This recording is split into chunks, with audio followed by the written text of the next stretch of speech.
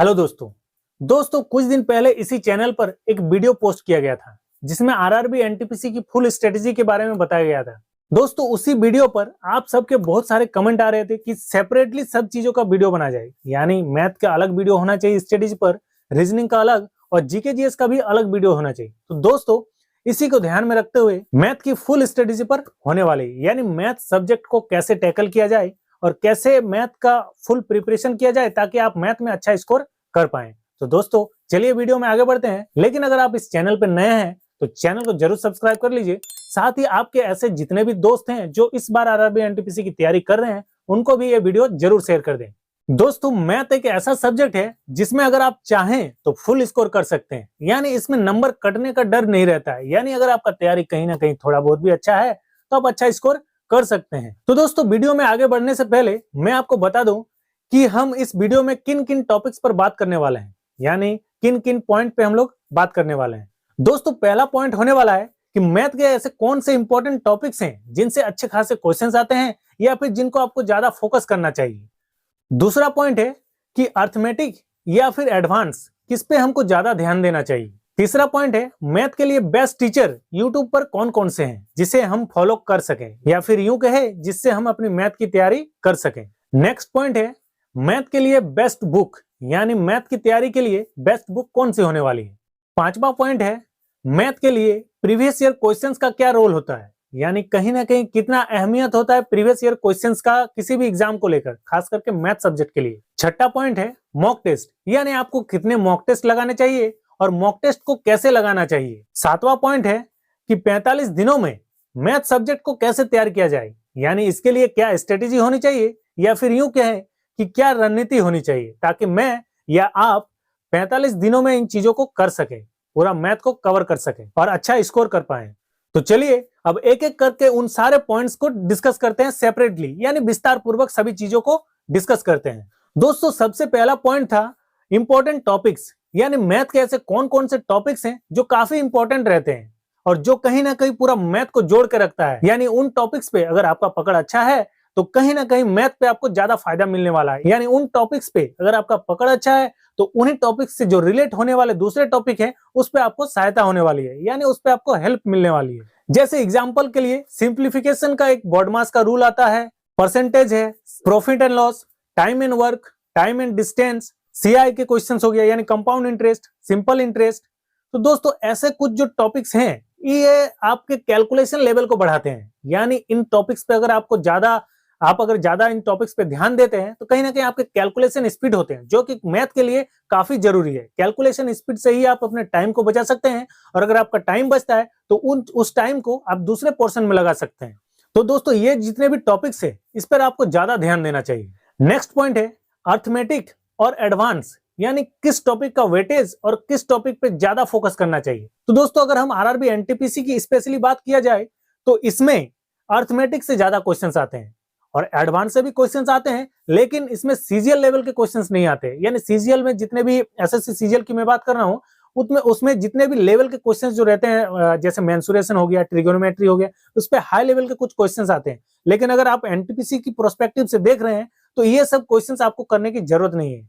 हाँ, लेकिन अगर आपका बेसिक्स क्लियर है, यानी जो अर्थमेटिक का बेसिक सब टॉपिक्स जो है वो सब क्लियर है और आपके पास टाइम भी बच रहा है तो आप एडवांस मैथ के उन टॉपिक्स को कर सकते हैं। ट्रिगोनोमेट्री के जो लेवल वाले क्वेश्चन, अच्छे लेवल वाले क्वेश्चंस को लगा सकते हैं, या मेंसुरेशन के अच्छे लेवल वाले क्वेश्चंस को लगा सकते हैं। वो कब? जब आपके पास टाइम हो और आपका सब बेसिक चीज लगभग सिलेबस आपका क्लियर हो तभी। नेक्स्ट पॉइंट है कि यूट्यूब पर ऐसे कौन कौन से टीचर हैं मैथ के लिए जिससे फॉलो करके हम मैथ की तैयारी पूरी कर सकते हैं या बेहतर तरीके से कर सकते हैं। तो जैसे दोस्तों कुछ टीचर्स का नाम मैं ये मेंशन कर रहा हूं, अगर आपको इन टीचर में से कोई भी वीडियो अच्छा लगे इनका तो आप उसे फॉलो कर सकते हैं। मैं ये नहीं कर रहा हूं कि आपको यही टीचर्स को फॉलो करना चाहिए या फिर जितने भी मैं टीचर्स का नाम बताने वाला हूं उसमें से जो आपको अच्छा लगे आप उसे फॉलो कर सकते हैं। जैसे एग्जाम्पल के लिए एक गगन प्रताप हो गया, राकेश यादव हो गया, मोहित गोयल हो गया, अभी जो पूरा चर्चित में चल रहे हैं आदित्य रंजन जी हो गए और साहिल खंडेलवाल हो गए। इन सारे जो टीचर्स हैं मैथ में अच्छे खासे पढ़ाते हैं, इनके व्यूज भी अच्छे खासे आते हैं। तो कहीं ना कहीं जब अच्छे पढ़ा रहे होंगे तभी बच्चे इन्हें पसंद कर रहे हैं। अब आप अपने हिसाब से देखिए कि आपको किन टीचर का पसंद आता है, कौन से टीचर को आपको पसंद आता है पढ़ने में, तो आप उन्हें ही फॉलो कीजिए, मेरे बताने से मत फॉलो कीजिए। आप पहले तो देखिए कि कौन सा टीचर का बताने का तरीका सही है, कलेक्शन ऑफ क्वेश्चन सही है, बस आप उसे ही फॉलो कीजिए और अपने तैयारी को अलग लेवल तक ले जाने में उन टीचर का सहायता लीजिए। नेक्स्ट पॉइंट है, मैथ के लिए बेस्ट बुक कौन कौन से होने वाले हैं। तो दोस्तों मेरे ख्याल से अगर आप बुक परचेज कर रहे हैं, अगर आप कॉन्सेप्ट क्लियर करने के लिए बुक परचेज कर रहे हैं, या यूं कहे कि पढ़ने के लिए, अपनी तैयारी को करने के लिए बुक खरीद रहे हैं, तो कहीं ना कहीं ये वेस्ट ऑफ मनी है। हाँ, लेकिन अगर आप प्रैक्टिस के प्रोस्पेक्टिव से चीजों को खरीद रहे हैं, यानी कि मैथ के क्वेश्चंस के लिए, ना ही कि वो फॉर्मूला क्या है, उसके बनाने का कॉन्सेप्ट क्या है, तो आप ले सकते हैं। क्योंकि मैथ के जो कॉन्सेप्ट बताए होते हैं वो कहीं आपको बेस्ट ही है, बस टाइम वेस्ट है उसमें। समय ना समझ में आपको चीजें आएंगी, ना वहां कोई बताने वाला है, जो करना है खुद से। तो आप अगर बुक ले रहे हैं तो उस पे क्वेश्चंस पे फोकस कीजिए, जो जो क्वेश्चंस दिया हुआ है उस क्वेश्चंस को उठाइए और अपने कॉन्सेप्ट से बनाने का ट्राई कीजिए। क्योंकि आपने तो कोई ना कोई टीचर का वीडियो देखा है जो मैंने आपको सजेस्ट किया है, और उस टीचर का जो आप कॉन्सेप्ट सीखे हैं उस कॉन्सेप्ट से उन क्वेश्चंस को बनाइए। नेक्स्ट पॉइंट है, प्रीवियस ईयर क्वेश्चंस मैथ की तैयारी के लिए कितना इंपॉर्टेंट है। तो दोस्तों मेरे हिसाब से प्रीवियस ईयर क्वेश्चंस काफी ज्यादा इंपॉर्टेंट है, क्योंकि कहीं ना कहीं रेलवे प्रीवियस ईयर क्वेश्चंस काफी ज्यादा रिपीट करते हैं, या यूं कहे क्वेश्चंस तो सेम रहते हैं, खाली क्वेश्चंस में डाटा चेंज रहते हैं। इसलिए आप प्रीवियस ईयर क्वेश्चंस को काफी ज्यादा फोकस कीजिए। आप चाहे तो 2019 का जो आरआरबी एनटीपीसी का एग्जाम हुआ था, जो सीबीटी 1 और सीबीटी 2 का एग्जाम हुआ था, वही क्वेश्चन अगर आप प्रैक्टिस कर लेते हैं तो मोर देन इनफ है। यानी सीबीटी 1 में जितने भी क्वेश्चंस मिल रहे हैं, और ये सब चीजें आपको ऑनलाइन मिल जाएंगे, यानी कोई भी वेबसाइट पे आप सर्च कीजिए तो मिल जाएंगे। बाकी मार्केट में बुक भी मिलते हैं जो इन चीजों को कवर किया है प्रीवियस ईयर क्वेश्चंस करके, तो आप वहां से भी चीजों को लगा सकते हैं। दोस्तों नेक्स्ट पॉइंट है मॉक टेस्ट। यानी मॉक टेस्ट का क्या रोल होता है कोई भी एग्जाम में प्रिपरेशन करने का। तो दोस्तों मेरे हिसाब से मॉक टेस्ट का भी काफी बढ़िया रोल रहता है, क्योंकि मॉक टेस्ट से ही आप पता कर सकते हैं कि आप कितना पानी में है, यानी आपकी तैयारी कहां तक हुई है। क्योंकि जब आप मॉक लगाते हैं तो आपसे जो क्वेश्चंस गलत होते हैं उससे आपको पता चलता है कि इन टॉपिक्स पे मेरा और ज्यादा ध्यान देने की जरूरत है, और साथ ही आप उन टॉपिक्स पे ध्यान देकर आप अपनी तैयारी को और ज्यादा बढ़िया बना सकते हैं। साथ ही मॉक टेस्ट को आपको सेल्फ एनालिसिस जरूर करना चाहिए। ये नहीं कि मॉक दे रहे हैं, खाली जो सही हुआ उसको चेक कर रहे हैं, जो गलत हुआ उसको चेक नहीं कर रहे हैं। बिल्कुल दोस्तों ऐसा नहीं होना चाहिए। आप जब भी मॉक लगाएं तो उसका प्रॉपर एक एक क्वेश्चन करके सब चीजें एनालिसिस करना चाहिए कि इस क्वेश्चन को मैंने सही किया तो क्या मेरा अप्रोच सही था, या फिर इस क्वेश्चन को मेरा गलत हुआ तो गलत क्यों हुआ। क्योंकि बहुत सारे ऐसे होते हैं कि तुक्कों से भी क्वेश्चन सही हो जाते हैं, लेकिन आपको वहां देखना है कि मैंने जो कॉन्सेप्ट लगाया क्या वो क्वेश्चन वो कॉन्सेप्ट सही है और उसी कॉन्सेप्ट के मैथ बना है। तो दोस्तों ऐसा करके आपको मॉक का पूरा एनालिसिस करना है और अपने तैयारी को जारी रखना है। दोस्तों नेक्स्ट इंपॉर्टेंट पॉइंट है कि 45 दिनों में मैथ सब्जेक्ट को पूरा तैयार कैसे करें, इसके लिए क्या स्ट्रेटेजी होनी चाहिए या फिर क्या रणनीति होनी चाहिए। तो दोस्तों जैसा कि आप जानते हैं कि मैथ के लगभग 30 से 35 टॉपिक्स हैं, और इन टॉपिक्स को आपको एक एक करके कवर करना है।